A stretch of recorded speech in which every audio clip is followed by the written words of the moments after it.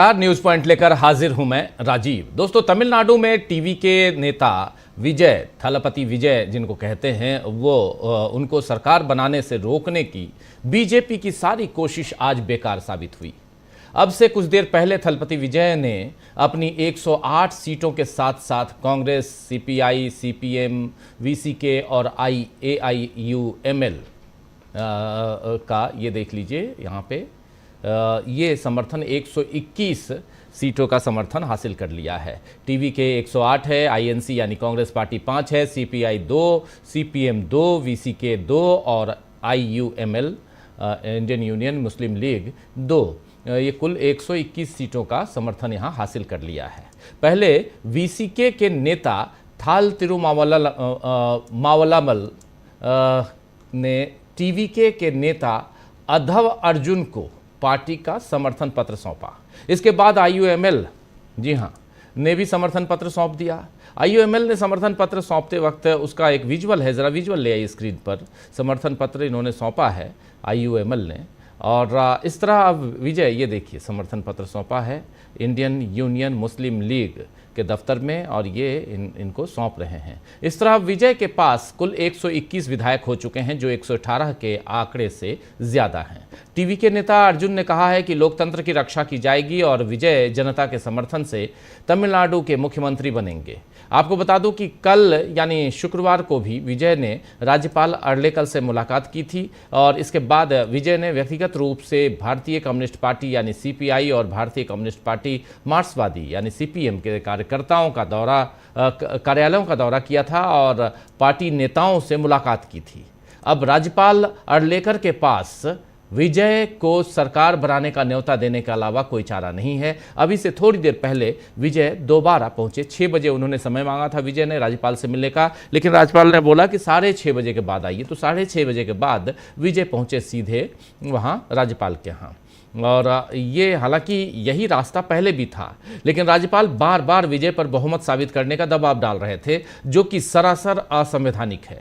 इस पर तमाम विपक्षी दल के नेता सवाल उठा रहे थे। पूर्व केंद्रीय मंत्री यशवंत सिन्हा ने तो गुस्से में यहां तक पूछ लिया कि क्या हम सब मूर्ख हैं। एक पोस्ट में उन्होंने क्या कुछ लिखा यशवंत सिन्हा ने, जरा देख लीजिए। पोस्ट में लिख रहे हैं कि तमिलनाडु के संघीय राज्यपाल विजय को सरकार बनाने से रोककर संविधान के सभी स्थापित नियमों का खुलेआम उल्लंघन कर रहे हैं।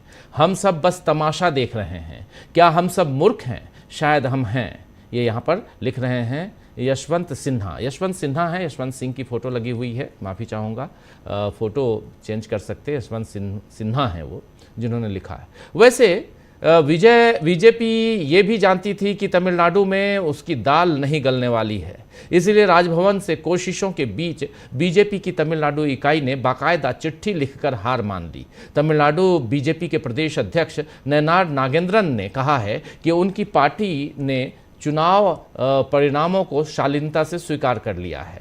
नागेंद्रन ने यह भी कहा कि बीजेपी पूरे उत्साह के साथ तमिलनाडु के लोगों के कल्याण और विकास के उद्देश्य से चुनावी मैदान में उतरी थी। जनता ने बीजेपी को सरकार बनाने का जनादेश दिया था। आपको बता दूं कि इस चुनाव में बीजेपी को केवल 1 सीट पर ही जीत हासिल हुई है।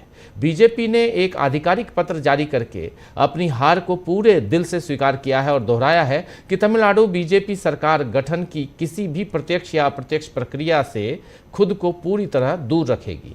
पार्टी का स्टैंड साफ करते हुए नागेंद्रन ने कहा है कि हम लोगों को ये भी सूचित करना चाहते हैं कि हम सरकार बनाने के प्रयासों में शामिल किसी भी पार्टी के समर्थन में अपना वोट नहीं देंगे। अब यहाँ एक तो सीट है, मात्र 1 सीट, और उसमें भी समर्थन और सरकार बनाने के प्रयास की बात कर रही है बीजेपी, वो भी तमिलनाडु में। दुर्भाग्यजनक है। खैर, तो तमिलनाडु में जो है बीजेपी का पत्ता साफ हो चुका है, लेकिन इस समय बीजेपी इस बात पर भी खुश है कि उसे बंगाल मिल गया है। आज पूरी शान शौकत से शुभेंदु अधिकारी ने मुख्यमंत्री पद की शपथ ले ली, और इस मौके पर नरेंद्र मोदी, अमित शाह, राजनाथ सिंह, इन सब से लेकर कई प्रदेशों के मुख्यमंत्री शामिल हुए। लेकिन इतनी ताकत दिखाने के बावजूद बीजेपी वोट चोरी के इल्जाम से बच नहीं पा रही है। इधर शुभेंदु शपथ ले रहे थे और उधर अभिषेक बनर्जी ने एक्स पोस्ट पर लिखा, अभिषेक बनर्जी देखिए यहाँ आपके सामने है, लिखा कि पूरी चुनावी प्रक्रिया में हमने देखा कि कई सरकारी एजेंसियों और भारत निर्वाचन आयोग का रवैया पक्षपाती बाकी रहा। गिनती की प्रक्रिया से लेकर ईवीएम की मूवमेंट, कंट्रोल यूनिट्स की गड़बड़ी जैसी घटनाओं ने करोड़ों लोगों को ये सोचने पर मजबूर कर दिया कि क्या जनता का असली फैसला माना गया है। उन्होंने ये भी लिखा कि मैंने पहले ही मांग की है कि मतगणना केंद्रों की सीसीटीवी फुटेज जारी की जाए और वीवीपैट स्लिप्स की गिनती हो, ताकि सच्चाई सामने आए और हर शक दूर हो। अभिषेक बनर्जी ने यह भी लिखा है कि हम दिल्ली और पश्चिम बंगाल दोनों जगह मजबूत, मुखर और बिना समझौते वाला विपक्ष बने रहेंगे। ममता बनर्जी के नेतृत्व और मार्गदर्शन में हमारी लड़ाई लोकतंत्र, संवैधानिक मूल्यों और जनता के अधिकार व सम्मान के लिए बिना डर और बिना समझौते के जारी रहेगी। इसके अलावा टीएमसी सांसद सयानी घोष ने एक्स पर लिखा है कि बंगाल के नए मुख्यमंत्री पद की शपथ ले रहे हैं। मुझे उम्मीद है कि वो अपनी शपथ का पूरी तरह पालन करेंगे। उन्हें और उनकी सरकार को बंगाल के हर व्यक्ति की सेवा करनी चाहिए, चाहे वो किसी भी जाति, धर्म या भाषा के हों, चाहे उन लोगों ने उन्हें वोट दिया हो या ना दिया हो। यहाँ पर ये कह रही हैं उन्हें बंगाल के समग्र विकास और समृद्धि के अपने वादों को सच करके दिखाना होगा। हर भविष्य की नींव अतीत की ईंटों पर ही रखी जाती है और अगर दिल में नेक इरादे न हों तो दिखावा ज़्यादा दिन नहीं टिकता और मुखौटे उतर ही जाते हैं। बंगाल बहुत बारीकी से सब पर नज़र रखेगा। ये बात यहाँ लिख रही हैं सयानी घोष। शुवेंदु के लिए बंगाल की हुकूमत कांटों भरा ताज साबित हो सकती है। वैसे शपथ के बाद नए सीएम शुवेंदु अधिकारी ने कहा है कि आज का दिन देश और बंगाल के लिए बहुत महत्वपूर्ण है। प्रधानमंत्री की इच्छा थी कि नई सरकार रविंद्र जयंती के दिन अपना कार्यभार संभाले, इसीलिए हम लोगों ने प्रधानमंत्री के नेतृत्व में गुरु रविंद्र को प्रणाम करते हुए और संविधान को मानते हुए शपथ ली। डॉक्टर श्यामा प्रसाद मुखर्जी के आदर्शों पर आधारित राजनीतिक पार्टी को किसी सर्टिफिकेशन की ज़रूरत नहीं है। मैं अब मुख्यमंत्री हूं और मैं सबका हूं। जो लोग अभी भी नतीजों पर चर्चा कर रहे हैं उन्हें सद्बुद्धि मिले। तो जितनी हड़बड़ी में शुवेंदु अधिकारी नतीजों पर हो रही चर्चा को रोकना चाहते हैं, उससे जाहिर हो रहा है कि कहीं ना कहीं कुछ गड़बड़ है। वरना सही तरीके से चुनाव हुए होते तो 200 से ज़्यादा सीटों की जीत पर चर्चा बीजेपी क्यों नहीं करवाना चाहती। खैर, बीजेपी के हिसाब से तो मोदी राज में कुछ गलत हो ही नहीं सकता। वहीं उत्तर प्रदेश में समाजवादी पार्टी के अध्यक्ष अखिलेश यादव ने ईवीएम में गड़बड़ी का मामला एक बार फिर उठाते हुए कहा है कि साल लगे या सदी, हम लोग ईवीएम हटा कर रहेंगे। आइए जरा सुन लीजिए यहाँ अखिलेश यादव को।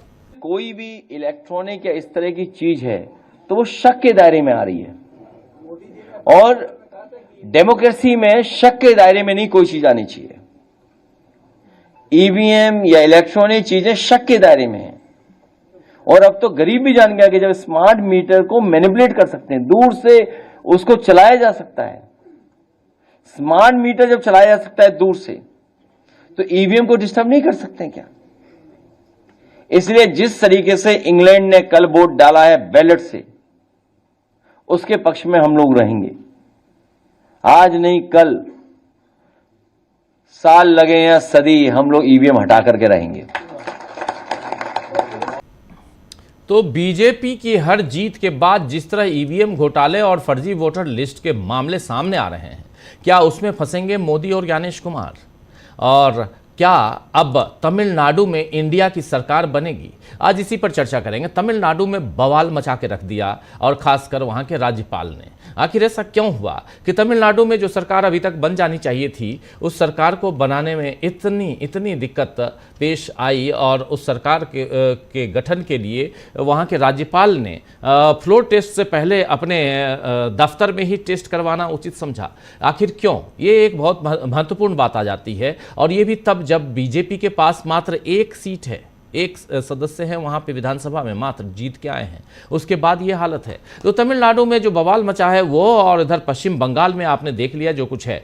पश्चिम बंगाल का किस्सा जो है वो यहाँ से खत्म नहीं होता, बल्कि यहाँ से उसकी कहानी शुरू होती है। एक नई शुरुआत पश्चिम बंगाल में बीजेपी ने की है, लेकिन इस नई शुरुआत में कहीं ना कहीं बीजेपी एक्सपोज हो रही है। अभी से थोड़ी देर पहले एक खबर और मिली कि पश्चिम बंगाल में इन्होंने शुवेंदु अधिकारी के जो सलाहकार नियुक्त हुए हैं, वो सलाहकार मुख्य ऑब्जर्वर बनाए गए थे आज से 6 महीने पहले, और इतनी हड़बड़ी थी कि मुख्य ऑब्जर्वर को, गुप्ता साहब वो भी हैं, उन गुप्ता साहब को तत्काल प्रभाव से उनको अधिकारी का सलाहकार घोषित कर दिया गया। आखिर क्या कारण है? बहुत कुछ है। अगर आप इसके तह में जाने की कोशिश करेंगे तो आपको समझ में आएगा कि किस ढंग से वोटों की चोरी होती है, किस ढंग से यहाँ सीना चोरी हो रही है, ये आपको समझ में आ जाएगा। लेकिन specially Bengal, Subrata Gupta appoints adviser to CM. अब सुब्रत गुप्ता जो हैं ये वही हैं जिनको पहले मुख्य स्पेशल ऑब्जर्वर फॉर 2026 बनाया गया था, और इनको बनाया था स्पेशल ऑब्जर्वर जो पश्चिम बंगाल चुनाव के लिए बनाया गया था, और ज्ञानेश कुमार गुप्ता ने बनाया था सुब्रत गुप्ता को। और आज जैसे ही इन्होंने शपथ ले ली शुभेंदु अधिकारी ने, वैसे ही सुब्रत गुप्ता को उनका एडवाइजर बना दिया गया, एडवाइजर टू सीएम बना दिया गया। तो समझ सकते हैं आप कि जो मुख्य ऑब्जर्वर रह के चुनाव करवाया हो वो तो बनेगा, उसको तो फ़ायदा मिलना चाहिए क्योंकि वो जीत दिलवाया है। 200 से पार, अब की बार 200 पार के नारे को बुलंद किया है, और ऐसा हो क्यों नहीं। लेकिन उधर तमिलनाडु में 1 सीटों वाली भारतीय जनता पार्टी आखिर इतना अड़ंगा लगाने के पीछे उसकी रणनीति क्या रही है? क्योंकि राज्यपाल भी भारतीय जनता पार्टी के हैं, इसीलिए भारतीय जनता पार्टी यानी बीजेपी का ही यहाँ जिक्र कर रहा हूँ मैं। आइए ज़रा चर्चा की शुरुआत करते हैं। हमारे साथ कुछ वरिष्ठ साथी जुड़े हुए हैं, उनसे परिचय करवाता हूँ। इस वक्त 2 हमारे वरिष्ठ साथी जुड़े हुए हैं। अंशुज नथानी जी हमारे साथ हैं, हमारे साथ अमलेंदु उपाध्याय जी हैं। आप दोनों का स्वागत है। और सवाल आप तमाम दोस्त साथी शुभचिंतक आप सबका जो अब तक जुड़ चुके हैं उनका भी, जो जुड़ने वाले हैं उनका भी स्वागत इस्तेमाल करता हूँ। अमलेंदु जी, पहले आपके पास आना चाहता हूँ। तमिलनाडु में आखिर ये सब करने के पीछे की रणनीति क्या है? राजीव जी, सीधी सीधी रणनीति ये थी कि किसी भी तरीके से वो परिस्थितियां पैदा हो जाएं कि राष्ट्रपति शासन लग जाए और उसके बाद तोड़फोड़ करके AIADMK की सरकार बनवाई जा सके। सीधी सीधी मसला ये था, और उसमें कामयाब जब नहीं हो पाए तब फिर जो है मजबूरी में ये करना पड़ा। हालांकि सारे हर्डल्स जो हैं वो पैदा किए गए और लगातार जो था इस तरह के प्रयास किए गए। अब राजीव जी, अब अगर इसी की बात की जाए कि क्या कानून है, क्या कानून नहीं है और क्या परंपराएं हैं, तो गवर्नर को उसी दिन ही बुला लेना चाहिए था जिस दिन पहले दिन विजय जो थे वो अपना दावा लेकर पहुंचे थे। जब कोई दूसरा दावेदार है नहीं, तब फिर गवर्नर साहब क्यों टाल रहे हैं? क्योंकि जो बोम्बई केस है उसमें साफ साफ फैसला है कि बहुमत का फैसला सदन के फ्लोर पे होगा, गवर्नर हाउस में नहीं होगा। गवर्नर हाउस है या राष्ट्रपति भवन है, वो फ्लोर का फैसला करने वाला कोई नहीं है। और सुप्रीम कोर्ट कई आदेश में कह चुका है कि गवर्नर की पहली जो प्राथमिकता है वो सरकार बनाने की संभावनाएं खोजना होना चाहिए, अगर किसी का बहुमत नहीं है तो ऐसी परिस्थिति में भी सरकार को बनाने की संभावनाएं खोजने की आवश्यकता थी ही नहीं गवर्नर साहब को, क्योंकि जो संभावना थी अकेली वो संभावना खुद मौजूद थी, तो इसके अलावा और कोई संभावना क्यों खोजी जानी थी। लेकिन गवर्नर साहब जो थे राजीव जी, जो असली संभावना थी उसको रोज कर जाने कहाँ कहाँ से संभावना खोज रहे थे। अब हो सकता है कि वो टीवी के सीरियल की संभावना सेट को खोज रहे हो कि किसी तरीके से आए और आकर के जो है कोई आकर यहाँ अपना दावा पेश कर दे, तो गवर्नर साहब ये कर रहे होंगे। लेकिन राजीव जी, इसके पीछे भारतीय जनता पार्टी जो है वो बुरी तरीके से बेनकाब हुई। पूरे ये संदेश गया कि बीजेपी ही इसके पीछे सब कुछ करता धरता है, और इसलिए कि चूंकि AIADMK उसके साथ थी तो अब ये पिछले दरवाजे से किसी तरीके से सरकार में शामिल हुआ जाए। और इधर राजीव जी, जो चर्चाएं चली और खुलकर वो चर्चाएं चली, और ये प्रयास भी था बीजेपी का कि अगर इस तरीके से हो जाए कि और जो प्रयास था वो खासतौर से राजीव जी CPI और CPIM ने फेल कर दिया। प्रयास ये था कि AIADMK को बाहर से समर्थन DMK दे दे, ये प्रयास थे, और इसकी तैयारियां भी जो थी वो शुरू हो गई थी। लेकिन CPI और CPIM ने जो है, जब उनको बुलाया गया, ये चर्चा है कि जब उनको बुलाया गया तो उन्होंने कह दिया स्टालिन से कि हम इसके लिए समय लेते हैं। स्टालिन ने कहा कि आप लोग गठबंधन में बने रहिए, सरकार में आपको शामिल होना है तो आप सरकार में शामिल हो जाइए, हमें कोई दिक्कत नहीं है, लेकिन बाहर से होगा समर्थन। तो ये राजीव जी CPI CPM ने तय कर दिया कि नहीं, हम इनके AIADMK के साथ को मतलब हम सरकार में नहीं जाएंगे, इनके साथ नहीं जाएंगे, दूसरा विकल्प हम जो उसको चुनेंगे जिसका एक तरीके से है। तो ये राजीव जी फेल हुआ। आखिर तक राजीव जी ये इंतजार किया गया कि शायद VC के, शायद IUML कोई भी जो है वो बाहर निकल जाए इस गठबंधन से और आगे ना आने पाए, तो फिर वो संभावनाएं फिर से जारी रहें, राष्ट्रपति शासन लग जाए और फिर समय निकाल कर जो ये तोड़फोड़ की जा सके।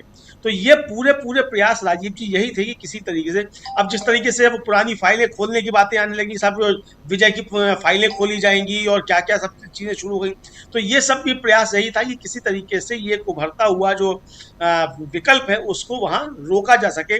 और सबसे ज्यादा परेशानी भारतीय जनता पार्टी को ये थी कि कांग्रेस ने राजीव जी ठीक उसी तरीके से जैसे उसने कर्नाटक में कुमार स्वामी को बिना मांगे समर्थन दे दिया था कि हम समर्थन दे रहे हैं एक तरफा, वही चाल जो थी या आप ये मूव जो है वो कांग्रेस ने यहाँ किया कि हम बिना मांगे समर्थन दिए दे रहे हैं टीवी के।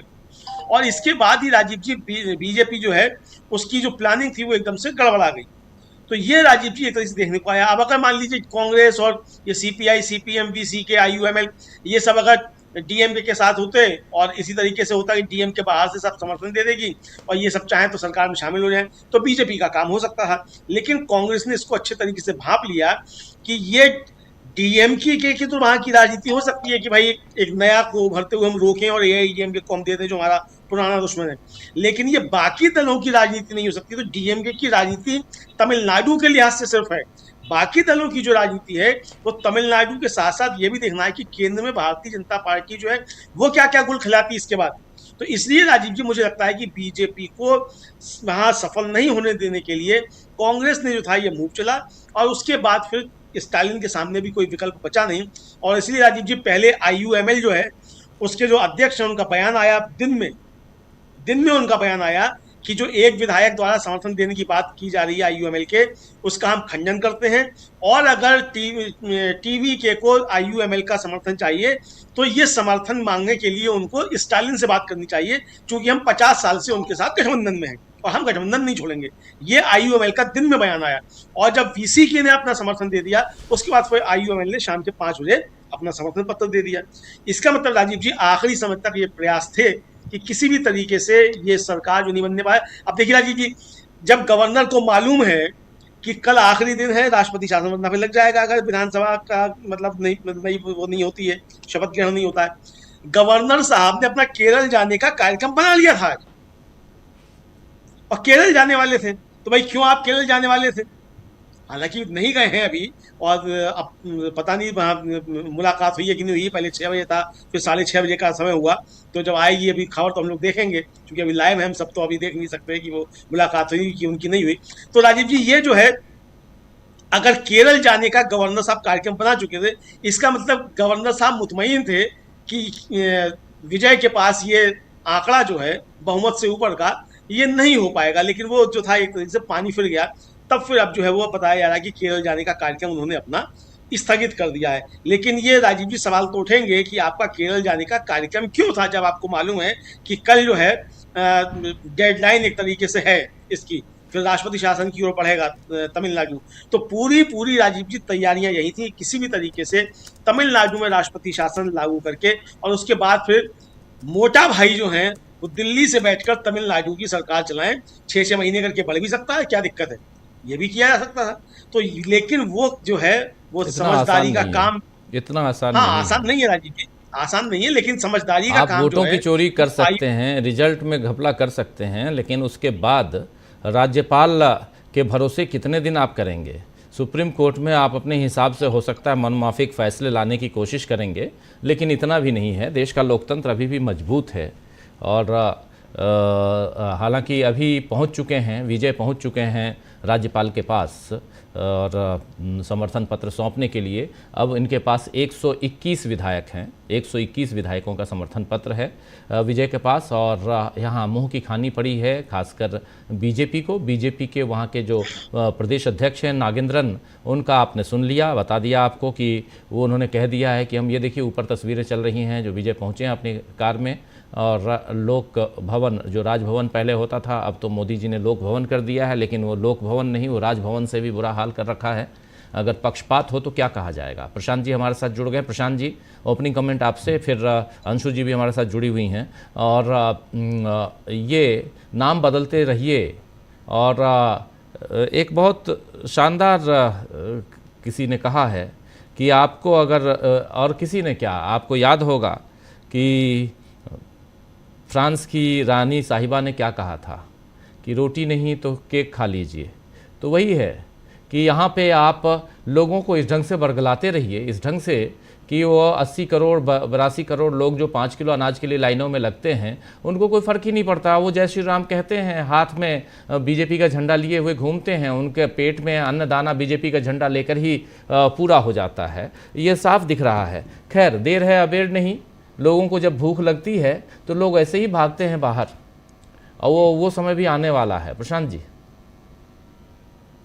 देखिए, अभी जो मैं देख रहा हूँ तस्वीरें कि विजय गवर्नर हाउस के अंदर हैं और गवर्नर साहब को शॉल पहना रहे हैं और गवर्नर साहब से मुलाकात हो गई है। अब गवर्नर साहब क्या कहते हैं? क्या वो कहते हैं कि इनके आधार कार्ड भी लेकर आओ समर्थन देने वालों के, KYC करो, वीडियो बना के लाओ। अब देखते हैं कि क्या कहते हैं, लेकिन ये हो गया है और ये लगभग अब औपचारिकता है कि विजय को जो है, क्योंकि आपने बता दिया कि 121 सीटें हैं अब। लेकिन राजीव जी, कल में और आज में कोई अंतर नहीं आया है। ये क्यों हुआ? रात में जब हम लोग न्यूज़ पॉइंट कल कर रहे थे तो ये हुआ था कि 11 बजे शपथ होगी इनकी जी, और 2 शपथ होनी थी। मैं जो बात आपसे कहने जा रहा हूँ राजीव जी, वो बहुत ही छोटी राजनीति, बड़े बड़े, देखिए 2 शपथ ग्रहण समारोह होने थे आज। कारण क्या है? गवर्नर साहब ने क्यों किया? ये खबरें कहाँ से आ गई कि साहब वो सपोर्ट नहीं है और वो 2 MLA जिसके पास है। जी, यही आप कह रहे थे। वो मैं देख लिया तस्वीरें। हाँ, तो जो 2 MLA जिसके पास है वो डिप्टी CM मांग रहा है। ये सब दुनिया भर की जो है पतंगबाजी आ गई। असली कारण ये है कि 2 शपथ ग्रहण समारोह होते, एक तरफ मोदी जी होते कलकत्ता में, और दूसरी तरफ चेन्नई में राहुल गांधी और विजय होते। विजय क्योंकि फिल्म स्टार थे, उनको मीडिया में लाइमलाइट मिलता था। ये सिर्फ हेडलाइन मैनेजमेंट और मीडिया मैनेजमेंट की वजह से ये शपथ ग्रहण आज नहीं होने दिया गया और दुनिया भर की कहानियां फ्लोट की गई। बहुत सारी कॉन्स्पिरेसी थ्योरीज, लोगों ने DMK और AIADMK की सरकार बना दी, जो कि असंभव है फिलहाल की राजनीति में। पता नहीं क्या क्या बातें हो गई। असली बात यह है कि मोदी जी ये नहीं चाहते थे कि उनकी जो मीडिया का जो स्पेस है उसमें विजय एंट्री करे। अब ये शपथ ग्रहण कल या परसों कभी भी हो जाएगा। इतनी छोटी राजनीति है। अब इसमें कोई बड़ी बड़ी जो आप विश्लेषण लोग करते रहेंगे। प्रशांत जी, ओछी राजनीति इसको कहिए। हाँ, ओछी राजनीति है। तो ये कारण यही है। और उस बीच बड़े बड़े विश्लेषण आ गए लोगों के कि क्या मांग रहे हैं, वो डिप्टी CM मांग रहे हैं।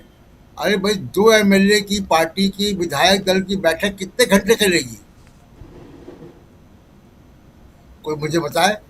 और 2 विधायक जिसके हैं किसी के पार्टी के, वो डिप्टी CM क्यों मांग लेगा? ऐसा कहीं संभव है? ऐसा होता है कहीं कि 2 विधायक वाला भी जो है डिप्टी CM मांग ले? लेकिन बड़े बड़े विश्लेषक और पत्रकारों ने ये सब बातें चलाई, और सिर्फ ये क्योंकि उनको वही व्हाट्सएप वहीं से आता है PMO से कि ये सब चलाओ, पतंगबाजी करो, क्योंकि उनको डिले करना था, आज शपथ ग्रहण ना हो, क्योंकि मीडिया में फिर विजय और राहुल गांधी एक तरफ दिखते और शुभेंदु अधिकारी और मोदी दूसरी तरफ दिखते, स्पेस बढ़ जाता। इतना घटिया सोच है। लेकिन जो है वो सरकार जो है वो बन जाएगी और तमिलनाडु की राजनीति में बहुत उथल पुथल और नया अध्याय चालू होगा। अब देखना ये कि अगले 48 घंटे में AIADMK कितना एक रह पाती है। बाकी बातें और करूंगा राजीव। जी, बिल्कुल बिल्कुल। हमारे साथ जयशंकर जी भी जुड़ गए हैं। जयशंकर जी, आपका स्वागत है इस कार्यक्रम में। अंशु जी, आपके पास आना चाहता हूं। अंशु जी, कैसे देखती हैं आप तमिलनाडु की सियासत को, और यहाँ पर किस ढंग से आप देखती हैं कि बीजेपी हर तरह से तमिलनाडु में कोशिश करती रही कि रोका जाए। IUML ने ये कहा कि चूंकि हम लोग DMK के साथ अलायंस में थे, DMK के साथ हमने बात की, स्टालिन से हमने कल बात की है, उसके बाद यानी अंदर खाने स्टालिन ने भी कह दिया कि हाँ ठीक है आप जाइए। अभी इन लोगों के बीच क्या चल रहा है, कौन सी खिचड़ी पक रही है, ये तो अभी सामने आई नहीं, क्योंकि यहाँ पर तो निगेटिव दिखाना है, मीडिया के जरिए बताने की कोशिश कि इंडिया गठबंधन टूट गया। लेकिन क्या यहाँ से ये माना जाए कि इंडिया गठबंधन यहाँ से और मजबूत हुआ है, तमिलनाडु की सियासत को देखा जाए तो? राजीव जी, आपको नमस्कार और सभी पैनलिस्ट को मेरा नमस्कार। तमिलनाडु में जो कुछ हुआ है वो राज्यपाल की शक्ति का इतना दुरुपयोग का उदाहरण हाल फिलहाल के वर्षों में देखा नहीं गया है। राज्यपाल को वैसे भी केंद्र सरकार का वहां पर एक नुमाइंदा माना जाता है और वो लगता है कि वो उन्हीं के तरीके से वो काम करेंगे, लेकिन इतनी बेशर्मी से, इतनी बेहयाई से, और जिसे कहा जाए कि जो कॉन्स्टिट्यूशनल एक नॉर्म स्थापित हैं उनको धता बताकर यहाँ पर पूरी तरीके से टीवीके के जो विजय हैं उनको फ्रस्ट्रेट करने की कोशिश की गई। जाहिर सी बात है वो सबसे बड़ा दल थे यहाँ पर और उनको ही बुलाया जाना चाहिए था, जो कि स्थापित नॉर्म है। और ये पहले भी सार्वभौमई केस में कि जो सबसे बड़ा दल उसको बुलाना चाहिए, और अगर उसके पास नहीं है बहुमत या नहीं कर पाता तो वो फ्लोर ऑफ द हाउस इसका टेस्ट होना चाहिए, ना कि राज्यपाल के ड्राइंग रूम में इसका टेस्ट होगा कि वहां पर सारे MLAs परेड करें या उनको बताएं। तो ये तो उनका बहुत ही गलत तरीका था कि जो कि पूरा केंद्र की शय पर वो कर रहे थे। आप बताइए कि बार बार उनको बुलाया गया। गूंज रही है अंशु जी, आपकी आवाज गूंज रही है। अगर जी अब ठीक है मेरी आवाज? जी अब पहले से थोड़ी ठीक जी जी। तो यही राजीव जी मैं कहना चाहती हूँ कि उनको बार बार फ्रस्ट्रेट करने की कोशिश की गई। आज चौथी बार वो गए हैं राज्यपाल से मिलने के लिए और बार बार वो लेटर लेके गए। इस बीच उनके ऊपर जो है वो केसेस भी खोले गए कई तरीके के, और इस बीच जो है बहुत तरीके के षड्यंत्र रचे गए सामने आ रहे। कभी ये वो पुलिस के पास लगा रहे कि वो जो लेटर है वो फर्जी है या नहीं है। वो तो उन्होंने बाद में वीडियो जारी किया दिखाते हुए कि भाई देखिए ये खुद अपनी मर्जी से इस लेटर को साइन कर रहे थे, पूरा सबूत दिखाया। और उसके बाद बहुत कोशिशें हुई जिसमें मेरा मानना है कि राहुल गांधी और कांग्रेस ने एक बहुत बड़ी भूमिका निभाई। एक तरीके से पूरी तरीके से मॉरल सपोर्ट ही केवल नहीं दिया है विजय को, बल्कि बहुत कोशिश की उन्होंने कि जो वाम दल भी हैं, जो लेफ्ट हैं और जो सभी लोग हैं, वो इस मौके पर ज्यादा बड़ी चुनौती ये है कि किस तरह से बीजेपी के दुष्चक्रों और उनके षड्यंत्रों को यहाँ पर उसका भंडाफोड़ किया जाए और उनसे बचा जाए। और इसके लिए मुझे लगता है कि उन्होंने स्टालिन से भी बात की कि यहाँ पर बड़े ही उन पर गठबंधन धर्म ना निभाने के आरोप लगा रहे हों, लेकिन बड़ी यहाँ पर बात क्या थी, बीजेपी को रोकने के लिए अगर स्टालिन को भी यहाँ पर टीवीके और विजय को अगर बनने देने के लिए उनको कम से कम चुप भी रहना पड़े तो ये उन्हें करना चाहिए। और यही स्टालिन की तरफ से बाद में नजर भी आया और राहुल गांधी की इसमें बहुत बड़ी भूमिका रही। और स्टालिन का बाद में इसी तरीके से जो बातें सब निकल कर आ रही है वो ये हुआ कि 6 महीने या जब तक भी है इनको सरकार बनाने का मौका देना चाहिए और डीएमके की तरफ से कोई सैबोटाज नहीं होगा। और इस तरह की जो एक पिक्चर बनाई गई कि AIDMK और DMK कुछ मिल के करेंगे, ये सब बीजेपी का षड्यंत्र था।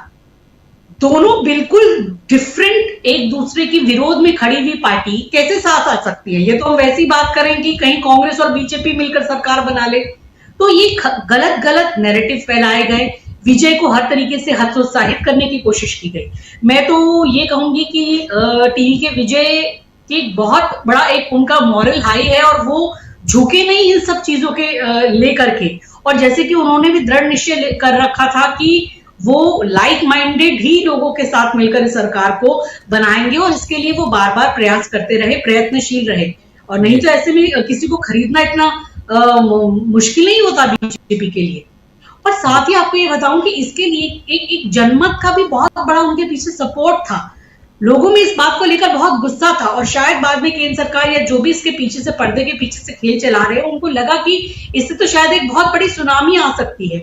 अगर वहां किसी तरह से नहीं बनने देते वो टीवीके की सरकार को, उनको गिरा देते या राष्ट्रपति शासन लागू करते तो फिर अगर जब बाद में चुनाव होते तो ये टीवी के बिल्कुल सुनामी के साथ वहां पर आते, जैसे हमने दिल्ली में देखा था कि आप पार्टी के साथ क्या हुआ था, और उसके बाद वो कितने बड़े बहुमत के साथ उन्होंने सरकार बनाई थी।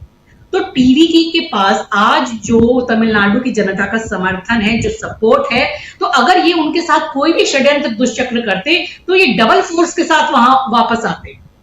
बीजेपी तो पूरा षड्यंत्र कर रही थी कि एआईडीएमके के साथ मिलकर किया जाए। देखिए आज जो एआईडीएमके है वो पहले वाली नहीं है, और ये चीज कही जाती है कि बहुत अंदरूनी तरीके से बीजेपी का वहां हस्तक्षेप है, क्योंकि एआईडीएमके में 3-3 धड़े चल रहे हैं जो कई मायनों में दिल्ली से उनकी कई चीजें मैनिपुलेट और संचालित हो रही है कई धड़ों की, तो उनके लिए करना बहुत मुश्किल नहीं है। लेकिन ये जब समझा गया कि इसको लेकर के बहुत बड़ा जन प्रतिरोध हो सकता है, लोगों में गुस्सा हो सकता है, समर्थकों में, नेटवर्क भी डाउन है आपका, थोड़ा बीच बीच में रुकावट आ रही है कई बार। मैं आपको रोकना चाहूँगा और क्योंकि बीच बीच में आपकी आवाज़ कट रही है, लेकिन मूल रूप से आपने अपनी बात पूरी रख दी है। ज़रा आगे बढ़ते हैं। जयशंकर जी आपके पास आना चाहता हूँ। जयशंकर जी, तमिलनाडु की सियासत को कैसे देखते हैं, ये अभी तक जो कुछ हो रहा है उसमें, और पहले की सियासत को भी हमने देखा है आज, और यहाँ से आगे बीजेपी यहाँ पर क्या चाहती है और क्या कुछ पा सकती है, ज़रा ये बताइए। बीजेपी ने और उसके गवर्नर ने, मैं केंद्र सरकार का गवर्नर नहीं कहूँगा, मैं भाजपा का गवर्नर कहूँगा, भाजपा के जो प्रदेश प्रभारी हैं उन्हीं की भूमिका में आजकल सारे गवर्नर नज़र आते हैं। तो उन्होंने बेशर्मी की सारी हदें पार कर दी है। अच्छा, ये वो केस नहीं है, जब उनके ऊपर आता है तो उनके लिए सब कुछ चल जाता है, परंपरा भी ठीक है, संविधान भी ठीक है, सब सारी चीज़ें ठीक है। लेकिन दूसरे के लिए होता है तुरंत, नहीं साहब समर्थन पत्र दिखाइए और इतने विधायकों का ला के लाइए, और आप तो 108 सीटें जीते हैं, लेकिन एक ही आदमी आप दोनों सीटों पर जीते हैं, तो उसमें तो फिर 107 ही गिना जाएगा, और मतलब तमाम तरह के जितने हर्डल्स बाधाएं हो सकती हैं ये पार लगा रहे हैं, कर रहे हैं। लेकिन इतिहास क्या बता रहा है, आप देखिए 1989 में लोकसभा का जब चुनाव हुआ तो सिंगल लार्जेस्ट पार्टी के रूप में उभर के आई थी कांग्रेस। राष्ट्रपति ने राजीव गांधी से कहा कि आप सरकार बनाइए, चूंकि आप सबसे बड़ी पार्टी आप ही हैं। राजीव गांधी ने मना कर दिया। तब हुआ कि फिर जनता दल जो था वीपी सिंह का, उनसे कहा गया कि आप बनाइए। वो जब सरकार बनाने को तैयार हुए तो उसको भाजपा ने और वाम दलों ने एक साथ मिलकर के सपोर्ट किया, वो सरकार बन गई। उसके बाद 1990 में नरसिम्हा राव जी के नेतृत्व में कांग्रेस की अल्पमत सरकार बनी। उसके पास बहुमत नहीं था और अल्पमत की सरकार बनी, और वो 5 साल तक चली। क्योंकि एक बार जब सरकार बन जाती है तो फिर हाउस में जो उपस्थित सदस्य होते हैं, जब कोई मत विभाजन होता है तो उसका देखा जाता है कि उसमें उसको बहुमत है कि नहीं है, तो उनको लगातार मिलता गया, उनकी सरकार चलती रही। और फिर 1996 में अटल बिहारी वाजपेयी जी के पास तो एकदम अल्पमत था और उनको सपोर्ट का कहीं से भरोसा भी नहीं था। जैसे विजय को तो अभी कांग्रेस ने सपोर्ट किया, लेफ्ट ने सपोर्ट किया, बाकी ने सपोर्ट किया। उस समय अटल बिहारी वाजपेयी के लिए कहीं से सपोर्ट का आश्वासन नहीं था, लेकिन राष्ट्रपति ने कहा, अटल जी ने सरकार बना ली। तब इन लोगों को कोई शर्म लिहाज नहीं आया। ये तो आर्लेकर जी जो है वो तो पुराने आरएसएस के आदमी है ना, तो इनको तो पता होना चाहिए। तो उनको कोई शर्म नहीं आई, बना लिया सरकार, साहब ठीक है, बन गई। और फिर देखिए 2018 में कर्नाटका में येदियुरप्पा साहब की सरकार बनी। अल्पमत की सरकार थी, राज्यपाल वजूवाला साहब थे गुजरात वाले, उन्होंने उनको आमंत्रित किया, अल्पमत में रहते हुए उनको आमंत्रित किया, उन्होंने सरकार बनाई। तो ये इस तरह का है। और बेशर्मी वाली जब बात मैं कर रहा हूँ, आप देखिए 2014 से लेकर के 2024 तक राहुल गांधी को विपक्ष के नेता का दर्जा नहीं दिया, कांग्रेस को विपक्ष की पार्टी का दर्जा नहीं दिया। क्यों? क्योंकि उनका 10% कम था। लेकिन दिल्ली विधानसभा में आम आदमी पार्टी के 67 एमएलए थे 70 सदस्यों की विधानसभा में, और भाजपा के 3 विधायक थे। इनको शर्म नहीं आई कि विजेंद्र गुप्ता को नेता विरोधी दल का दर्जा ले लिया। कहते ना भाई कि चूंकि हमारे पास 10% नहीं है तो हम नहीं बनेंगे। लेकिन तब सारा संविधान ठीक है, सारा परंपरा ठीक है। तो ये बेशर्म लोग हैं, बेसिकली ये लोग बेशर्म हैं और कुछ भी करने को तैयार हैं। लेकिन ये है कि तमिलनाडु में एक बड़ा खतरनाक खेल होते होते बच रहा है। अभी तक तो बच ही गया है, अब कल के बाद देखा जाएगा क्या होगा क्या नहीं होगा। क्योंकि अगर ये सरकार नहीं बनती है, विजय की सरकार नहीं बनती है, तो तमिलनाडु में एक तरह से भारी बवाल मच सकता है। जो जनाक्रोश होगा उसकी आप कल्पना नहीं कर सकते। मतलब सरकार नहीं बन रही है, इसी की सूचना में टीवीके का एक समर्थक जो है आत्मदाह करने लग गया था। वो 30% जल भी गया, झुलस भी गया वो। तो इस तरह की घटनाएं वहाँ होती हैं। और मुझे लगता है कि शायद विजय ने यह भी कह दिया था कि अगर सरकार नहीं बनी तो हम 106 विधायक, हमारे 107 विधायक, 8 विधायक जो भी हैं, तो सारे विधायक 108 विधायक हाँ रिजाइन कर देंगे। हम लोग सब लोग रिजाइन कर देंगे, फिर तो रहने का मतलब नहीं है। तो ये जिस राज्य में अगर ये होने जा रहा है तो फिर भाजपा के पक्ष में कर रहे हैं आर्चलेकर साहब या नहीं कर रहे हैं तो वही जानते होंगे बेहतर। लेकिन तमिलनाडु से फिर उनका नाम, हालांकि इस बार भी एक ही सीट मिली है ना, विधानसभा की तो एक सीट मिली है उनको, एक ही सीट है। तो इसलिए, लेकिन सद्बुद्धि अगर आ गई हो, अच्छा मैं बिल्कुल प्रशांत की बात से सहमत हूँ कि ये लाइमलाइट लेने की बात थी कि जो मोदी जी नौटंकी कर रहे हैं, डेस्क पर घुटनों के बल झुक करके प्रणाम कर रहे हैं बंगाल के लोगों को, और एक भ्रष्ट बेईमान आदमी को जिस पर खुद उन्होंने आरोप लगाया था, कैमरा लगाया था और कहा था कि टीवी में वो टीवी कैमरे में वो रिश्वत लेते हुए दिखाई दे रहा है, उस आदमी को उन्होंने मुख्यमंत्री बनाया तो घुटनों के बल पर लेट करके किया। तो हो सकता है कि वो लाइमलाइट उनको न मिल पाती, शायद हो सकता है राहुल गांधी और विजय के पक्ष में जाती हो। मे भी भाई वो भी तो सुपर स्टार, मेगा स्टार है ना अपने आप में, और राहुल गांधी का भी साउथ में तो आकर्षण है ही जबरदस्त, इसमें तो कोई दो राय नहीं है। तो मुझे लगता है कि अगर सरकार बन जाती है तब तो कोई बात ही नहीं है। और दूसरी बात, ये सारी जो चालबाजियां हुई हैं, ताल तिकड़म हुआ है, कभी ये कहा गया कि साहब डीएमके ने कर लिया, वो धोखा दे दिया, इन्होंने ये कर दिया। मुझे जहां तक जानकारी है, राहुल गांधी ने स्टालिन को भरोसे में लिया और कहा कि भाई चूंकि हमारी तो बन नहीं पा रही है, तो फासिस्ट और सांप्रदायिक ताकतों को रोकने के लिए जरूरी है कि विजय को सपोर्ट किया जाए, उनके साथ मिलकर सरकार बनाई जाए। मुझे लगता है अंदर खाने किसी न किसी लेवल पे कोई बातचीत इन लोगों की हो गई होगी, तभी सीपीआई सीपीएम ने भी और आईयूएमएल के लोगों ने भी जो सपोर्ट कर दिया है, सीबीके भी एक पार्टी है, उसने भी, उसके भी 2 विधायक उन्होंने भी सपोर्ट कर दिया है, वीसी के है, तो उन्होंने सपोर्ट कर दिया है। तो 121 तो हो ही गया है। और क्या लगता है कि अगर 2 सीटों पे जीते हैं विजय और 1 से रिजाइन कर देंगे तो क्या वो बीजेपी का आदमी वहां से जीत जाएगा? नहीं, वो तो ऐसा संभव हो नहीं सकता, संभव वो तो संभव है नहीं।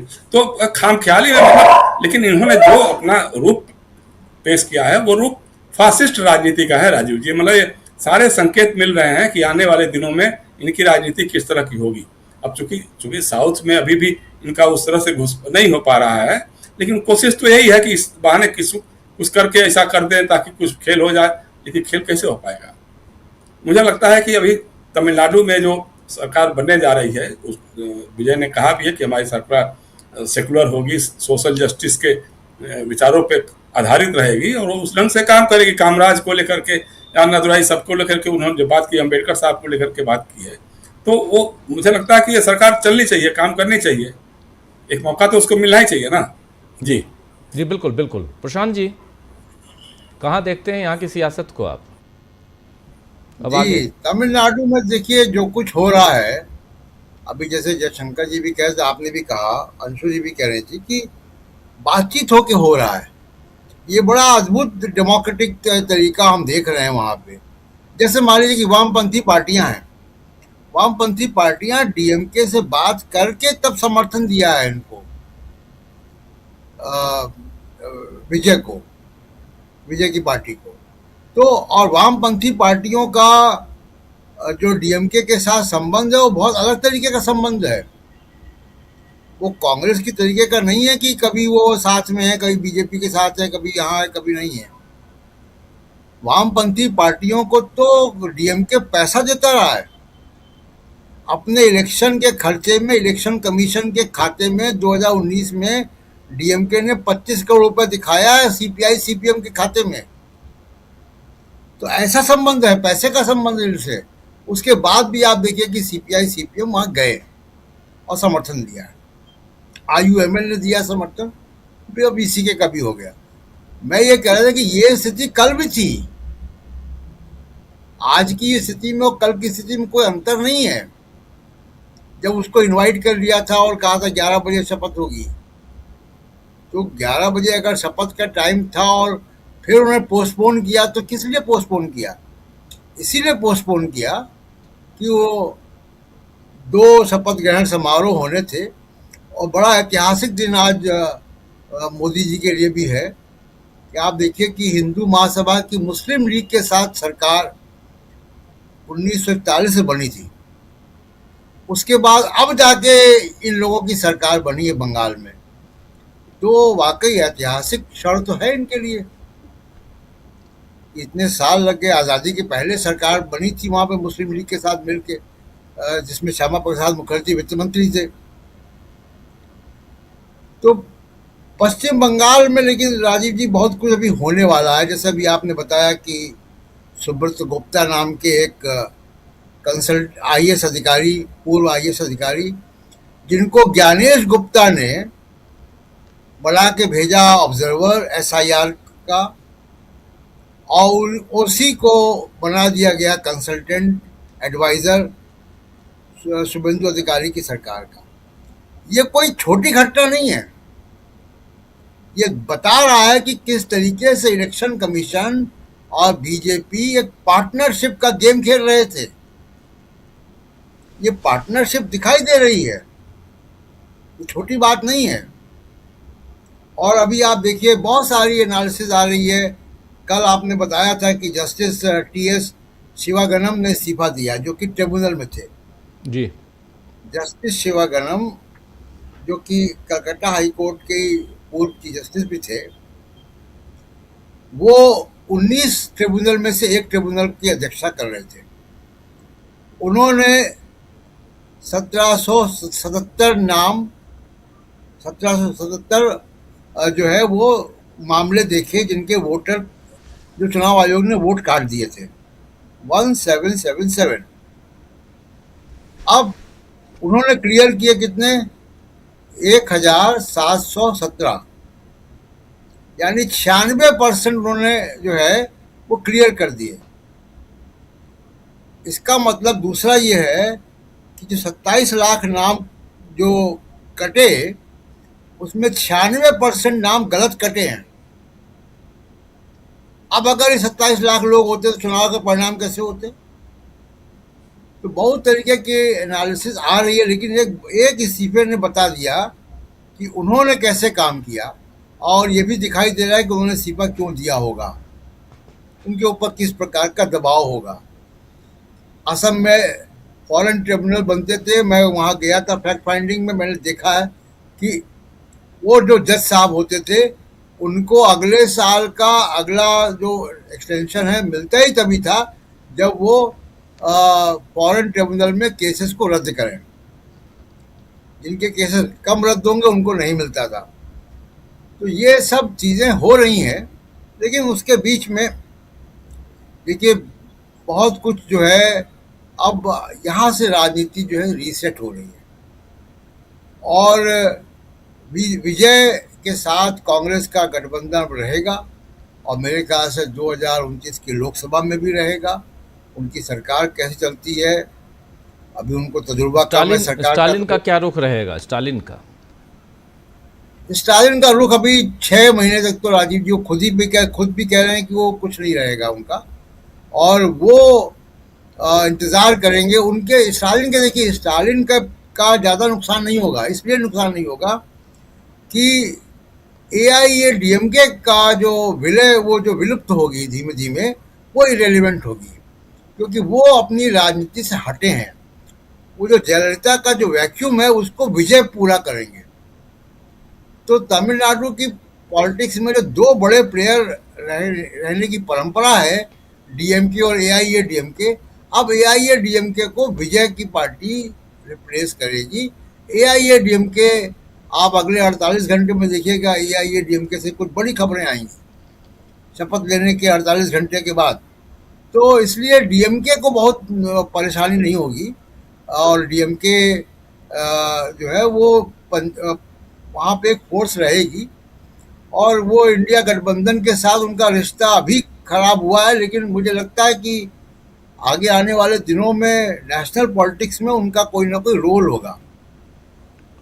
जी राजीव जी। बिल्कुल। अमलेंदु जी, आप कैसे देखते हैं? आवाज।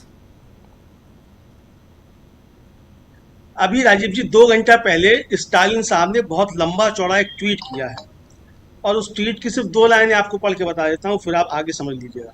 गठबंधन की ओर से चुनाव लड़ने वाले और जीतने वाले कांग्रेस के विधायक धन्यवाद देने के लिए अन्ना अरिवलयम नहीं आए, उसी दिन कांग्रेस पार्टी ने डीएमके से अपने संबंध तोड़ लिए और अलग हो गए। वहीं दूसरी ओर कम्युनिस्ट नेता कॉमरेड षणमुगम और कॉमरेड वीर पांडियन ने विदुथलाई चिरुथलम काची पार्टी के नेता के साथ मिलकर एक घोषणा की कि डीएमके के साथ मिलकर काम करते रहेंगे। ये उन्होंने अभी 2 घंटे पहले बहुत लंबा चौड़ा ट्वीट किया, उसकी 2 लाइनें हैं। दिन में मार्क्सवादी कम्युनिस्ट पार्टी के महासचिव जो हैं कॉमरेड एम ए बेबी, उन्होंने प्रेस कॉन्फ्रेंस की, और प्रेस कॉन्फ्रेंस में उन्होंने कहा कि वीसी की को समर्थन का पत्र देना था, लेकिन अभी तक वो समर्थन का पत्र नहीं दिया गया है, तो इसलिए देर हो रही है। ये कॉमरेड उन्होंने कहा, एम ए बेबी ने।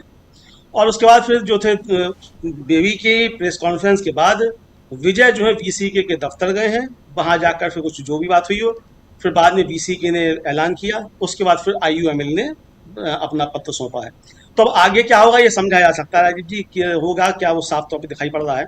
अगर स्टालिन साहब इतने ज्यादा चिंतित थे कि सरकार वहां बन जानी चाहिए, गवर्नर का दूर खत्म होना चाहिए, घोषणा कर देते कि भाई ठीक है हम बाहर से समर्थन दे रहे हैं, और हो जाता फिर 200 की सरकार हो जाती तो कर देते।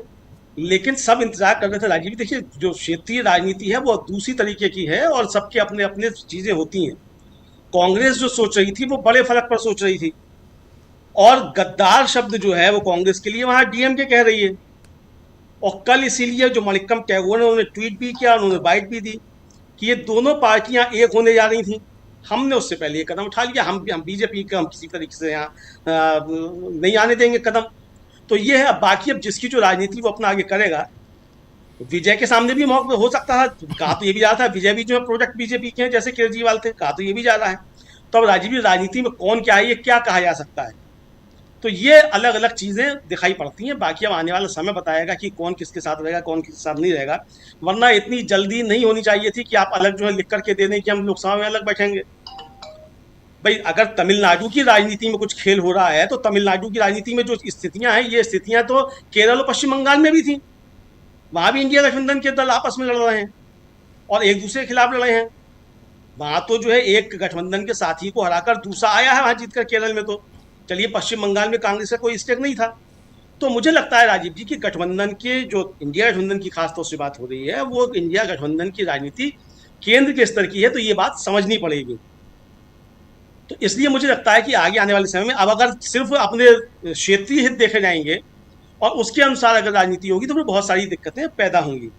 ये अवसर गवर्नर को खेल करने का मिला क्यों है राजीव जी, इसके तो होना चाहिए कि गवर्नर को अगर खेल करने का अवसर मिल गया, अब मोदी जी का अगर आज शो कराना था, इसके लिए अवसर मिल गया, तो ये अवसर दिलाया किसने? वीसीके ने जो आज समर्थन का पत्र दिया है वो कल भी दे सकते थे, कल क्यों नहीं दिया गया? आईयूएमएल जो आज दे रही है वो कल भी दे सकती थी, कल क्यों नहीं दिया? आज तो क्या सुबह कह दिया कि भाई एक विधायक जो समर्थन देने की बात कर रहा है वो गलत है। तो ये राजीव जी अंदरूनी राजनीति किसकी क्या है वो अलग मसला है, किसकी क्या है, लेकिन बहुत सारी चीजें हर राजनीति में होती हैं। तो वहां भी अपनी क्षेत्रीय राजनीति है, वो अपना क्षेत्रीय अपना देख रहे हैं। अब स्टालिन साहब को तय करना है कि 5 साल चलने देनी है सरकार, नहीं चलने देनी है। और अगर 5 साल सरकार चलती है तो 5 साल तक राजनीति क्या होगी? हालांकि उन्होंने कहा है कि हम रचनात्मक विपक्ष की भूमिका निभाते रहेंगे। अच्छी बात है, रचनात्मक विपक्ष की भूमिका निभाएं, लेकिन तुरंत गठबंधन तोड़ देने की घोषणा कर देना और ये कहना कि साहब कांग्रेस के लोग तो वो हम हमारे उससे जीत करके आए और हमको जो है वो बधाई देने के लिए नहीं आए, मतलब हमारे कार्यालय पे नहीं आए। अरे भाई, आप अगर गठबंधन में थे तो आपके पेरोल पे थोड़ी थे कि आपको आएंगे आपके दफ्तर में आकर के कि साहब स्टालिन साहब नमस्ते, आपकी वजह से हम जीत गए। कांग्रेस भी कह सकती है हमारी वजह से आप जीत गए, 70 आपकी वजह से, हम नहीं होते तो आप जो 6 पे आ जाते। कहने के लिए बहुत ही बातें कही जा सकती हैं। तो ये राजीव जी हर आदमी अपना एक फेस सेविंग रखना चाहता है, लेकिन गवर्नर जो कर रहे थे वो शुद्ध रूप से बदमाशी थी, संवैधानिक जो तौर तरीके हैं उनका उल्लंघन था, और भारतीय जनता पार्टी की कोई चाल चल जाए, कुछ भी हो जाए, इसका सीधा सीधा एक प्रयास था। मेरा अपना मानना यही है राजीव जी, मैं गवर्नर साहब को कोई जो है वो छूट नहीं दे सकता कि वो जो थे वो बनवाना चाहते थे, लेकिन जो थे वो बनवाना से मतलब रुक रहे थे, बनवाना चाहते थे, ऐसा नहीं। सुप्रीम कोर्ट का आदेश है अलग अलग मामले में, और एसआर बम्बई मामला, बाकी मामलों में भी, और कम से कम जो ऑलरेडी जो फैसले आ चुके हैं उन फैसलों का भी तो कम से कम लिहाज करना चाहिए। जो नहीं करते हैं तो ये साफ समझ में आता है, साफ समझ में आता है कि आप सत्ता के नशे में चूर हैं और जो चाहते हैं वो कर रहे हैं। अब सत्ता के नशे में इतना चूर हैं कि इलेक्शन कमीशन ऑफ इंडिया के ऑब्जर्वर सुदीप्तो गुप्ता को आज ही रह जाते, रुक जाते भाई 6 महीने। अगर आपको इनाम ही देना था कि अच्छे से वोट चोरी करवाया तुमने, धांधली अच्छे से करवाया है, उसमें हमारा एक ऑब्जर्वर के रूप में और ज्ञानेश गुप्ता के नुमाइंदे के रूप में तुमने अच्छा काम किया, तो रुक जाते, थोड़ा सा 2-4 महीने रुक जाते तो क्या होता। अंशुल जी, आखिर इतनी हड़बड़ी क्यों है?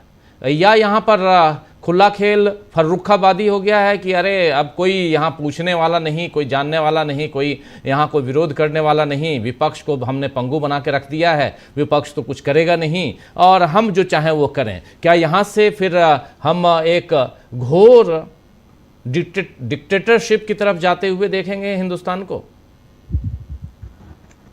राजीव जी, जो ये 22 राज्यों में अपना विजय रथ पूरा करने का जो घमंड है, ये बोल रहा है अभी बीजेपी का, मुझे ये लगता है। और जिस तरीके से सारी संस्थाओं के जरिए ये अपना काम निकाल रहे हैं, वही चीज हो रही है।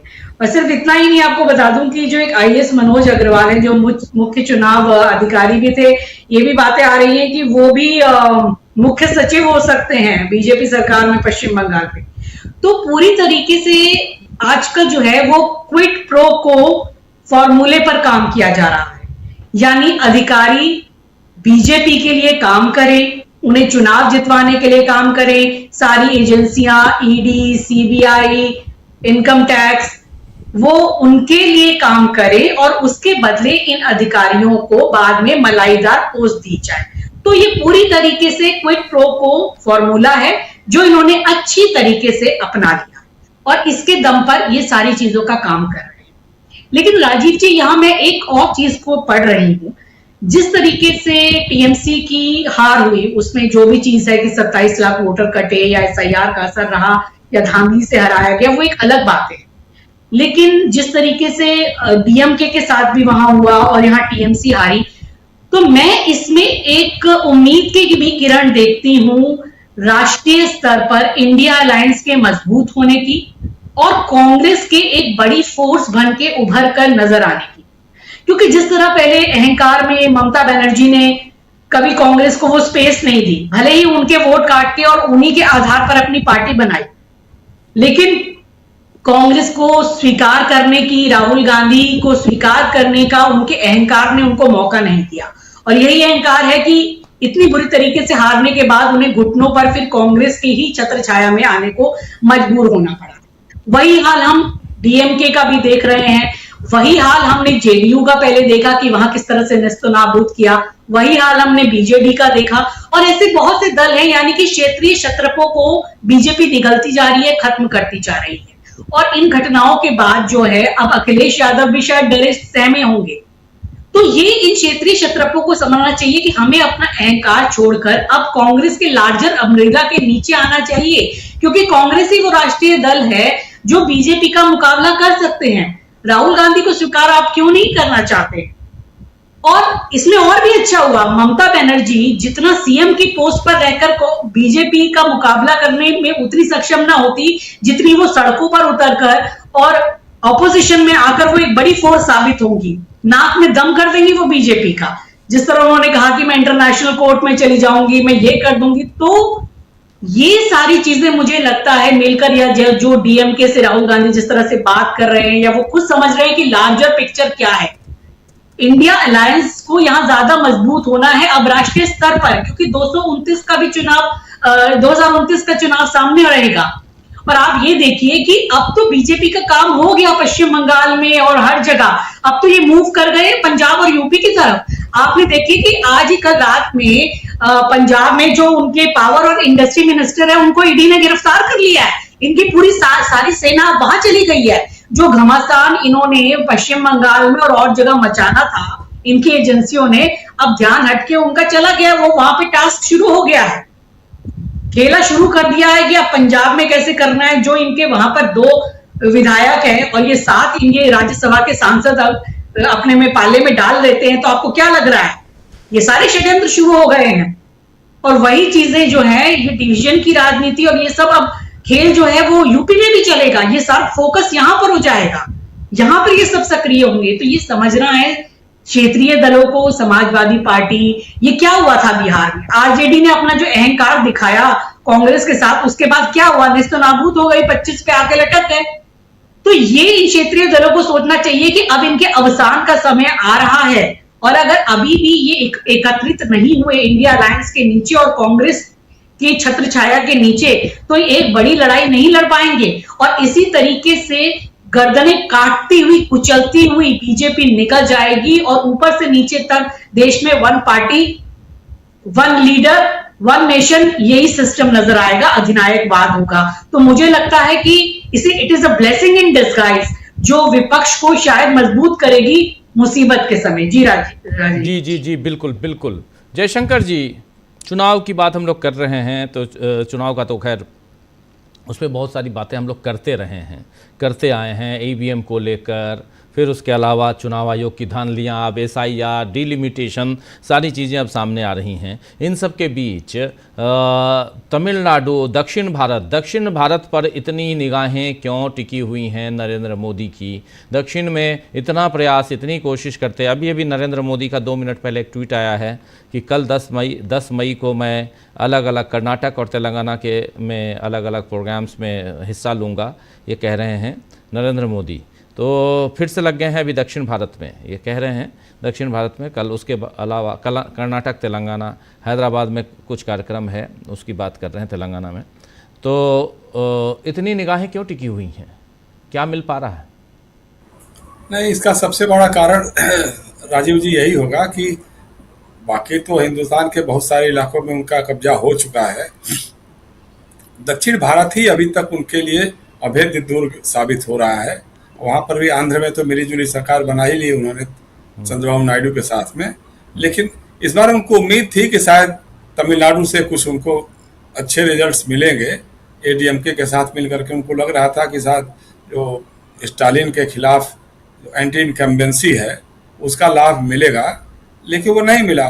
केरला में भी 3 MLA यही हो गया कि पहले 1 MLA एक आध बार जीतते थे, इस बार उनके 3 विधायक जीत करके आ गए, तो शायद उससे होगा।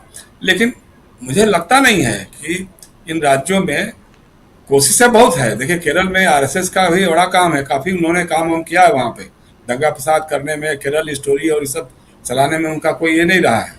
असल चिंता की बात यह है कि देखिए, अहंकारवाद कुछ नहीं है इनके पास। ये सीधी सीधी फास्टिस्ट राजनीति जो है वो RSS का जो एजेंडा है उसके तहत ये काम कर रहे हैं। लगातार स्टेप बाय स्टेप वो बढ़ते जा रहे हैं, उसी पर वो काम कर रहे हैं। और तमिलनाडु का जो मामला जहाँ तक है, देखिए ये कहना थोड़ा सा ज़्यादा ही हो जाएगा मुझे लगता है कि DMK के बारे में। DMK ने तो सबसे पहले राहुल गांधी को प्रधानमंत्री का कैंडिडेट डिक्लेयर किया था और पूरी तरह से उनके साथ में खड़ी रही वो पार्टी, और विधानसभा का चुनाव भी लड़े। लेकिन ये है कि अब चूंकि सांप्रदायिक और फासिस्ट राजनीति को रोकना था, उस सब को सत्ता में आने से रोकना था, इसलिए कांग्रेस और राहुल गांधी ने फैसला किया होगा कि भाई जो सरकार बन रही है उसको बनने दिया जाए। और उससे विजय से कोई ना कोई बात हुई होगी कि भाई कम्युनलिज्म से वो हटेंगे नहीं। वो भी चाहता, अगर मान लीजिए विजय चाहता तो बीजेपी के लोगों से बात कर लेता वो, और बात करके कुछ ADMK से इधर उधर करवा करके उसकी बात चल जाती। लेकिन DMK अभी ऐसा कुछ नहीं करेगा। DMK मुझे लगता है कि साल भर तो इंतजार करेगा, देखेगा क्या इनका रवैया होता है, सरकार कैसे चलती है। सरकार अगर अच्छे काम करती है तो फिर उसके बाद अपने ढंग से वो सक्रिय होंगे, या विफलताएं अगर उनके सामने आने लग जाती हैं, मुझे हो सकता है कि कांग्रेस भी उससे पल्लू छुड़ा ले। अगर मान लीजिए उसकी राजनीति विजय की जो है प्रो BJP या प्रो सेंटर कुछ होने लग जाए, तो हो सकता है कि ये लोग भी तब बहुत समय तक न रहे वहाँ। तो इसका एक स्कोप तो बना करके रखेंगे ही रखेंगे लोग मेरे ख्याल से। और इसीलिए देखिए डीएमके ने क्या लिखा है, देखिए सीधी सी बात है कि उसको एक सेटबैक तो है ना कि जिसके साथ मिल करके आप चुनाव लड़े और अगर उससे बिना कंसल्टेशन के आप जाकर दूसरी पार्टी जो उसके विरोध में लड़ करके जनादेश लेकर के आई है उसके साथ खड़े हो रहे हैं तो उसको सेटबैक तो लगेगा, इसलिए उसको तो वो करना ही पड़ेगा। लेकिन हाँ ये जरूर है कि बाद के दिनों में अगर कुछ बात बढ़ेगी, क्योंकि स्टालिन ये भी अच्छी तरह से जानते हैं कि वो अलाइनमेंट उनका कांग्रेस के साथ ही हो सकता है, सेकुलर सोशल जस्टिस वाली फोर्सेस के साथ ही हो सकता है। उनका अलाइनमेंट कभी भी कम्युनल और फासिस्ट राजनीति के साथ नहीं हो सकता है, बीजेपी के साथ वो नहीं जा सकते। उनको मालूम है कि वहाँ पे उस ढंग से, चूंकि एडीएमके पहले से उनके साथ है तो वो डीएमके वो राजनीति तो नहीं करेगी। ठीक है, अलग ब्लॉक बढ़ करके लोकसभा में या राज्यसभा में बैठे वो लोग, ये बात हो सकती है, बैठेंगे ठीक है। लेकिन बाद में कोई ऐसा होगा तो ऐसा थोड़ा है कि वो बीजेपी की कम्युनल या अथॉरिटेरियन पॉलिटिक्स का सपोर्ट करेंगे या उनके कोई सरकारी विधेयक होगा तो उसके पक्ष में खड़े हो जाएंगे। ऐसा तो मुझे लगता है कि नहीं करेंगे डीएमके के लोग, इतनी समझ तो मेरे ख्याल से होगी उनके यहाँ। तो वैसे भी स्टालिन सुलझे हुए राजनेता हैं, मतलब ऐसा नहीं है। तो मुझे ऐसा लगता है। दूसरी तरफ यह है कि देखिए कांग्रेस को एक बात तो सोचनी पड़ेगी। ठीक है, आप जैसे कह रही थी कि छत्रपों को सोचना होगा, सर भाई कांग्रेस को भी सोचना होगा कि छत्रपों को साथ रखना है कि नहीं रखना है। और रखना है तो आप उनके साथ कोई आपसी विचार विमर्श परामर्श के बाद ही अपनी रणनीति तय कर सकते हैं। आप ये नहीं कि हमने कह दिया कि भाई हमने तय कर लिया है फॉलो मी, वो हैसियत आज कांग्रेस की भी नहीं है, राज्यों में भी नहीं है। और आप उत्तर प्रदेश में देखिए ना भाई, आपने कहा कि कांग्रेस के बल पे वो लोग जीत के आए थे, कौन जीत के आया था, लेकिन यूपी में विधानसभा में चुनाव लड़ी कांग्रेस अकेले दम पे तो 2 सीटें मिल गई थी ना। अब लोकसभा में मिलके लड़े समाजवादी पार्टी के साथ तो उनकी सीटें बढ़ गई। तो ये भी देखना पड़ेगा। तो कहीं ना कहीं आप एक बार अगर सो कॉल्ड इंडिया अलायंस को रखना है तो आप एक बार बैठकें करें, उसका एक कोई कोऑर्डिनेशन बॉडी बनाइए और कुछ भी हो तो मिला जुला फैसला करिए। और तमिलनाडु के मामले में भी है तो कह सकते थे स्टालिन को कि भाई ठीक है, हो सकता कहा भी हो, मैं इस बारे में जरा ये नहीं हूँ, लेकिन नहीं कहा है तो भी कहना चाहिए था कि भाई देखिए वक्त की जरूरत यही है आज की तारीख में कि सांप्रदायिक और फासिस्ट ताकतों को सत्ता में आने से रोकने के लिए हमको विजय का साथ देना पड़ेगा, तो एक वैकल्पिक सरकार बनानी होगी। मुझे लगता है कि आपका भी थोड़ा सा परोक्ष सपोर्ट हो तो कोई दिक्कत वाली बात नहीं होगी।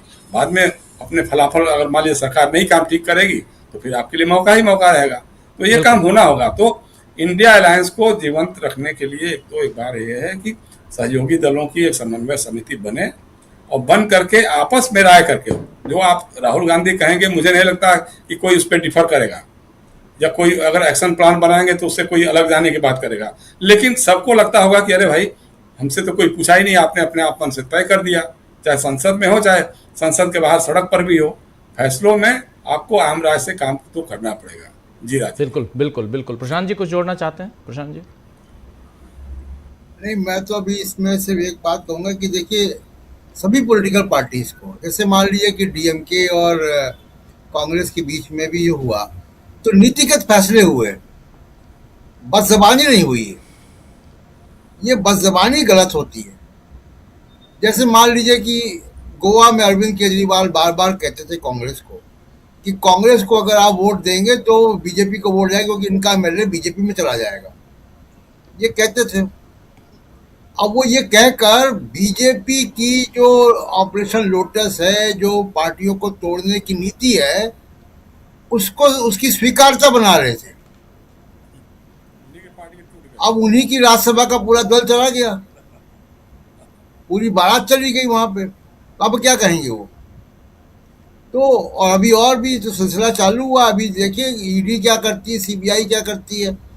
सीबीआई ईडी के या पुलिस के आरोपों के आधार पर आप लोगों को भ्रष्ट कह रहे थे, उसके बाद अभी आप खुद 3-4 साल से ईडी सीबीआई के भुक्तभोगी हैं। तो ये विपक्षी पार्टियों को भी ये सोचना चाहिए कम से कम कि आपको गलत नीति को, गलत चीज को स्वीकार नहीं बनाना है।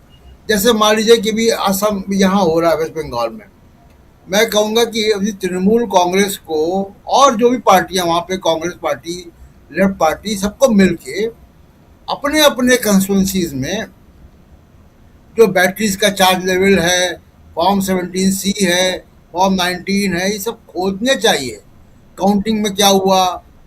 क्योंकि मोटा मोटा अंदाज ये कि बड़े पैमाने पर काउंटिंग में तो धांधली 1-2 बजे के बाद हुई है, क्योंकि हम लोग लाइव बैठे थे, हम देख रहे थे। अब उसको उसको उसको इन्वेस्टिगेशन कैसे होगा, उसके सीसीटीवी फुटेज कहाँ से मिलेंगे, इसका दबाव बनाना चाहिए। दूसरी बात कि जो सीरियल नंबर मैच नहीं कर रहे हैं काउंटिंग के, पोलिंग स्टेशन के और काउंटिंग स्टेशन के, वो सीरियल नंबर कहाँ मिलेंगे, क्या उनको भगा दिया काउंटिंग एजेंट्स को वहाँ पे दूसरी पार्टीज के। तो ये जितना घोटाला हुआ है इलेक्शन में, इसका एक फैक्ट फाइंडिंग आनी चाहिए, तब तो मालूम पड़े। दूसरा कि बीजेपी के अंदर राजीव जी बड़ा एक ऐतिहासिक कुछ हो रहा है। अभी तक मोहन भागवत जी का बंगाल की जीत पर बयान नहीं आया है। उनके लिए बड़ी जीत होनी चाहिए थी 1941-42 के बाद, अब जाके बंगाल में आप सरकार बना पा रहे हैं। तो लेकिन अभी तक उनका बयान नहीं आया है। हो क्या रहा है कि 77 में ये जो पार्टी टूटी, 78 में बीजेपी बनी, तो वो दोहरी मेंबरशिप के ऊपर टूटी थी पार्टी। जॉर्ज फर्नांडीज ने, तमाम लोगों ने आरोप लगाया, जयशंकर जी को मालूम है कि ये सारे लोग जो जो आरएसएस के मेंबर हैं वो जनता पार्टी के मेंबर नहीं होंगे, और इस दोहरी जो मेंबरशिप के ऊपर पार्टी टूट गई, और वहां से जनता पार्टी के बाद भारतीय जनता पार्टी का जन्म हुआ, जो कि आरएसएस की पार्टी है। अब आप देखिए नरेंद्र मोदी क्या कर रहे हैं। बिहार का मुख्यमंत्री आरएसएस का नहीं है, बंगाल का मुख्यमंत्री आरएसएस का नहीं है, उत्तर प्रदेश का मुख्यमंत्री, असम का मुख्यमंत्री आरएसएस का नहीं है, उत्तर प्रदेश का मुख्यमंत्री आरएसएस का नहीं है। जो कैबिनेट में बिग फोर जिनको कहा जाता है, विदेश मंत्रालय, वित्त मंत्रालय, डिफेंस मिनिस्टर और गृह मंत्रालय, इसमें 2 मंत्रालय आरएसएस के बाहर के हैं। वित्त मंत्री निर्मला सीतारमण आरएसएस की नहीं है, और एस जयशंकर आरएसएस के नहीं है। तो धीमे धीमे क्या हो रहा है कि ये पार्टी को आरएसएस के बाहर ये ले जा रहे हैं मोदी और अमित शाह।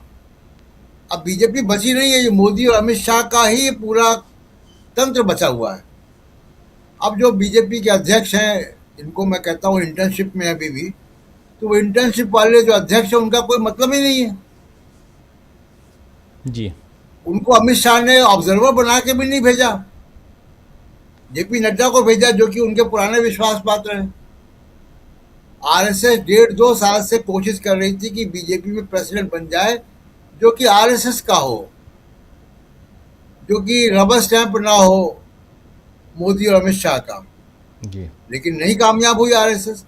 तो आरएसएस की ग्रिप जो है वो बीजेपी से छूट गई है। अब बीजेपी के ऊपर, बीजेपी के संसाधनों पे, बीजेपी की सरकारों पे, बीजेपी पर कंप्लीट कंट्रोल जो है वो मोदी अमित शाह का है। आरएसएस का अब कोई नहीं, वो बेचारे पन्ना प्रमुख ही रह गए हैं। जी राजीव जी जी जी। कुल मिलाकर चुनाव में धांधली और उसके अलावा जो रिजल्ट आए हैं उसमें भी, और खासकर अगर बीजेपी की सरकार नहीं बन पा रही है तो उसको रोकने की कोशिश, ये सब कुछ हम लोग देख रहे हैं, लगातार चल रहा है। और इस पर, इन धांधलियों पर रोक लगनी चाहिए। ये हम लोग जो अभी बात कर रहे थे, चर्चा का मुख्य विषय यही है, और इसमें कैसे बीजेपी की साजिश जो है वो बेनकाब हो रही है, ये हम आप तक पहुँचा रहे थे। बहुत बहुत शुक्रिया प्रशांत जी, बहुत बहुत शुक्रिया अंशु जी, जयशंकर जी और अमलेंदु जी, आप लोग जुड़े इस चर्चा में, आप लोगों ने भाग लिया, आप लोगों का बहुत बहुत शुक्रिया।